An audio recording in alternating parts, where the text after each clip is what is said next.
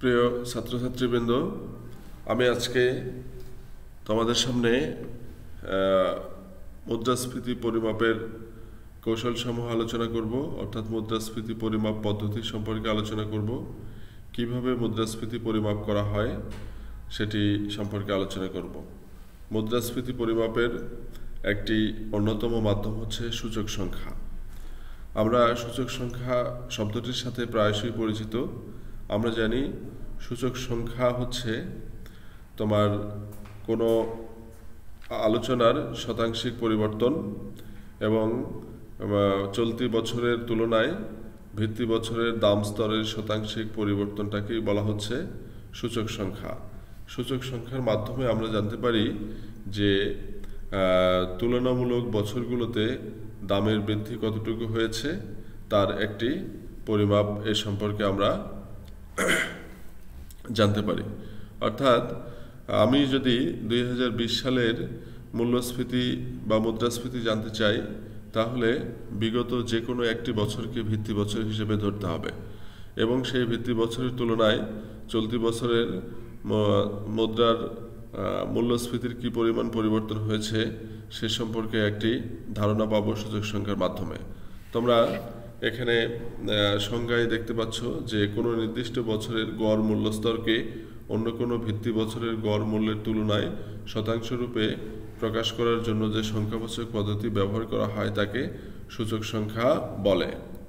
যেমন সূচক সংখ্যা সম্পর্কে অর্থনীতিবিদ ক্রাকস্টোন অ্যান্ড কাউডন সংজ্ঞা দিয়েছেন এভাবে যে সূচক সংখ্যা হলো পারস্পরিক সম্পর্কযুক্ত কতগুলো বিষয়ের পার্থক্যের ব্যবধান পরিমাপ করার কৌশল।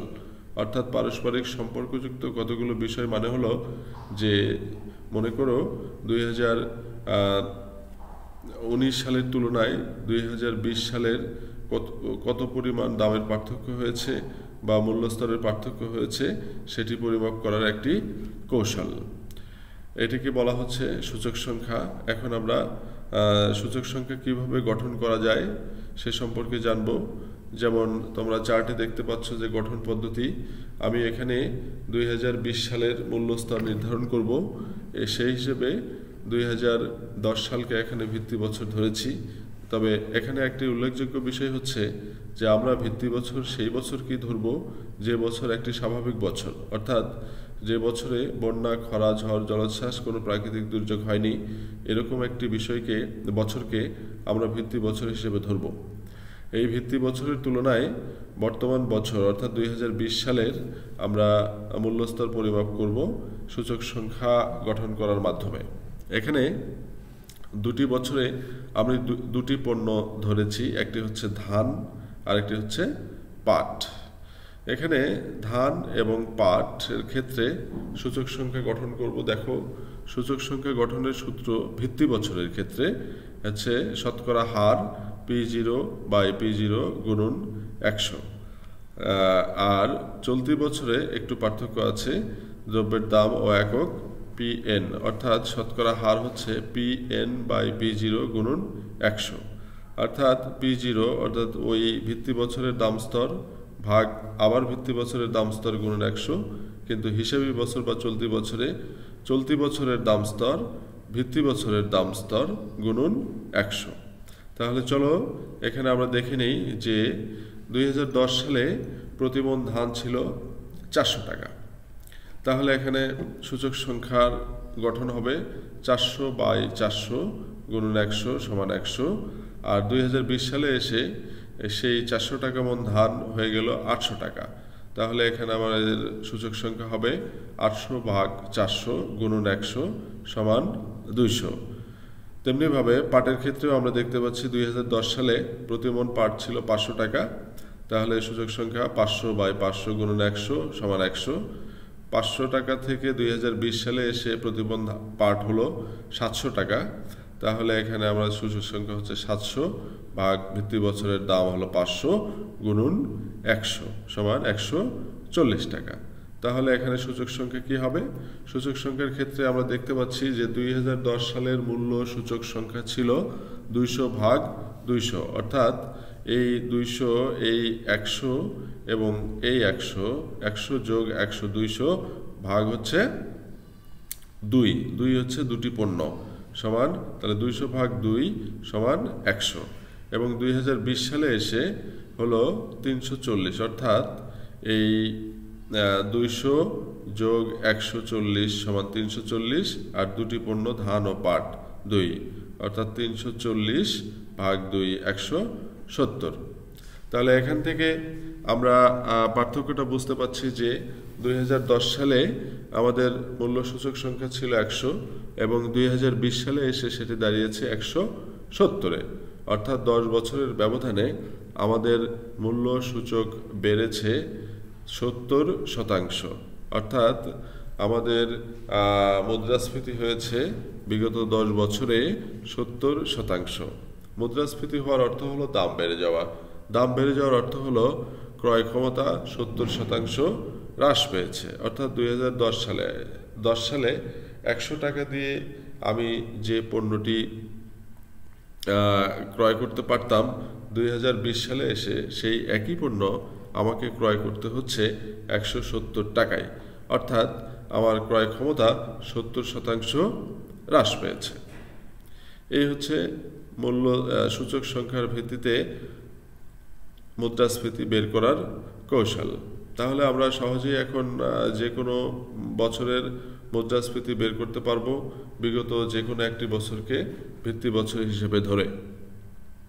আশা করি তোমরা বিষয়টি বুঝতে পেরেছ। এখন আমি তোমাদের সামনে যে বিষয়টি আলোচনা করব সেটি হচ্ছে মুদ্রা সংকোচন বা ডিফ্লেশন।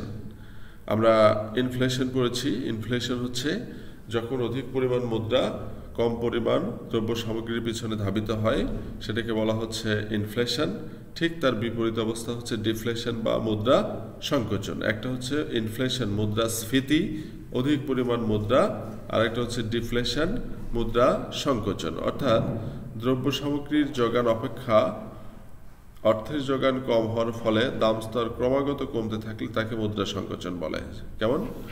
যেমন তোমার অনেক পরিমাণ পণ্য সামগ্রী আছে, প্রচুর পরিমাণ দ্রব্যের সাপ্লাই আছে, বাট আমাদের হাতে অর্থ নাই, অর্থাৎ জনগণের হাতে অর্থ কম, বাট দ্রব্য সামগ্রীর যোগান বেশি। তাহলে কি হবে? অটোমেটিক্যালি তোমার পণ্যের দাম কমতে থাকবে। এই অবস্থা যদি অর্থনীতিতে তৈরি হয় তাহলে সেটাকে বলা হচ্ছে মুদ্রা সংকোচন। অধ্যাপক পল স্যামুয়েলসন মুদ্রা সংকোচনের সংজ্ঞা দিতে গিয়ে বলেছেন, মুদ্রা সংকোচন বলতে এমন অবস্থা বোঝায় যখন অধিকাংশ দ্রব্য সামগ্রীর মূল্য উৎপাদন ব্যয় হ্রাস পেতে থাকে। অর্থাৎ মূল্য ও উৎপাদন ব্যয় যদি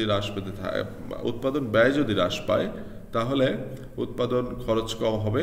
উৎপাদন খরচ কম হলে প্রচুর পরিমাণ পণ্য সামগ্রী উৎপাদিত হবে, ফলে পণ্যের সাপ্লাই বাজারে বেড়ে যাবে। সেই ক্ষেত্রে মানুষের হাতে টাকা পয়সা কম থাকবে, মূল্য সামগ্রী হ্রাস পাবে, টাকা পয়সা কম থাকবে এবং চাহিদাও কম থাকবে, ফলে দ্রব্য সামগ্রীর দাম স্তর ক্রমান্বয়ে হ্রাস পাবে। এই অবস্থা অর্থনীতিতে যদি তৈরি হয় তাহলে তাকে বলা হবে মুদ্রা সংকোচন। মুদ্রা সংকোচন বা ডিফ্লেশনটাকে আমরা চিত্রের মাধ্যমে দেখতে পারি। যেমন তোমরা এখানে দেখে থাকবে যে মুদ্রা সংকোচন আমি চিত্রের মাধ্যমে দেখেছি। যেমন লম্ব অক্ষ এবং ভূমি অক্ষ, অর্থাৎ ভূমি অক্ষে OY নট 0Y, বা ভূমি অক্ষে দেখানো হয়েছে উৎপাদনের পরিমাণ এবং লম্ব অক্ষে দেখানো হয়েছে P, প্রাইস লেভেল, দাম। তাহলে এখানে তোমরা দেখতে পাচ্ছ যে ব্লু কালারের যে রেখাটা আমরা আঁকিয়েছি এটিকে বলা হচ্ছে যে চাহিদা রেখা। চাহিদা রেখার ক্ষেত্রে আমরা দেখেছি যে এখানে তোমাদের একটু আমার মিস্টেক হয়ে গেছে যে এখানে আমি ইন্ডিকেট করিনি।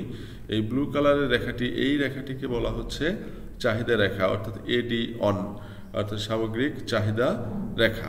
এখানে তোমরা দেখো সামগ্রিক AS, এগ্রিগেট সাপ্লাই কার্ভ, এই রেখাটি উলম্ব অক্ষের সমান্তরাল হয়েছে, অর্থাৎ অস্থিতিস্থাপক সামগ্রিক যোগান রেখা। এখানে চাহিদাটা তোমার বাম থেকে ডানে নিম্নগামী, প্রথম ব্লু কালারের চাহিদা রেখাটা, এটিকে বলা হচ্ছে AD1।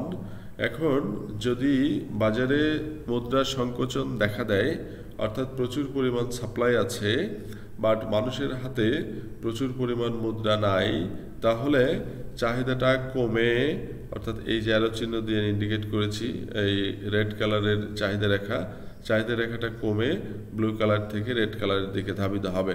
অর্থাৎ চাহিদা তোমার ব্লু কালার থেকে রেড কালার দিকে ধাবিত হবে। দাম সেই ক্ষেত্রে কি হবে, পণ্যের দাম আগে ছিল OP2 অর্থাৎ OA এই পরিমাণ OP2, এখন মুদ্রা সংকোচন হওয়ার ফলে চাহিদা রেখা নিচে বামে শিফট করবে, ফলে দাম OP2 থেকে কমে OP1 হবে। এই অবস্থা যদি তৈরি হয় তাহলে সেটা হচ্ছে মুদ্রা সংকোচন। মুদ্রা সংকোচন হলে আমরা যেটি দেখতে পাই যে পণ্য সামগ্রীর উৎপাদন এখানে স্থির আছে এবং চাহিদা কমে যাওয়ার কারণে, অর্থাৎ মানুষের হাতে টাকা পয়সা না থাকার কারণে চাহিদাটা কমে গেল। চাহিদা কমে যাওয়ার কারণে আমাদের দাম OP2 থেকে কমে OP1 হলো। এই অবস্থাটাকে বলা হচ্ছে মুদ্রা সংকোচন। নেক্সট, আরেকটি বিষয় তোমাদের জানা দরকার, সেটি খুবই গুরুত্বপূর্ণ, সেটা হচ্ছে জিএনপি ডিফ্লেটার। অর্থাৎ জিএনপি ডিফ্লেটার মানে নির্ধারক আর কি, জিএনপি নির্ধারক ডিফ্লেটার। অর্থাৎ জিএনপি ডিফ্লেটার তাকে বলা হয়, সেটা হচ্ছে আর্থিক জিএনপি ও প্রকৃত জিএনপির অনুপাতকে জিএনপি ডিফ্লেটার বলে। এর দ্বারা মূলত দাম সূচক পরিমাপ করা হয়। অর্থাৎ একটি দেশের মুদ্রাস্ফীতির কি অবস্থা, অর্থাৎ একটি দেশের পণ্য সামগ্রীর দাম স্তরের কি অবস্থা সেটি পরিমাপ করা যায় জিএনপি ডিফ্লেটর দ্বারা।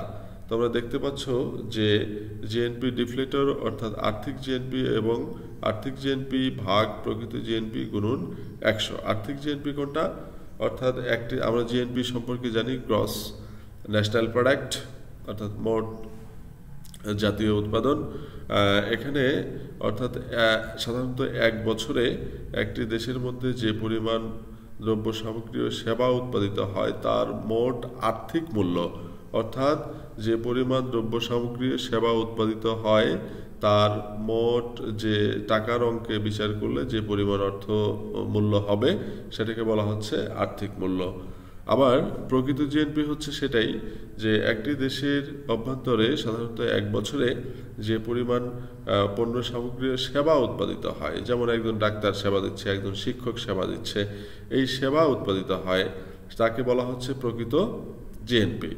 প্রকৃত জিএনপি, এই আর্থিক জিএনপি আর প্রকৃত জিএনপির অনুপাতকে যখন শতাংশিক আকারে প্রকাশ করব তখন সেটাকে বলা হচ্ছে জিএনপি ডিফ্লেটার। এই জিএনপি ডিফ্লেটারের মাধ্যমে আমরা একটি অর্থনীতির দাম সূচক পরিমাপ করে থাকি। আশা করি তোমরা বিষয়টি বুঝতে পেরেছ।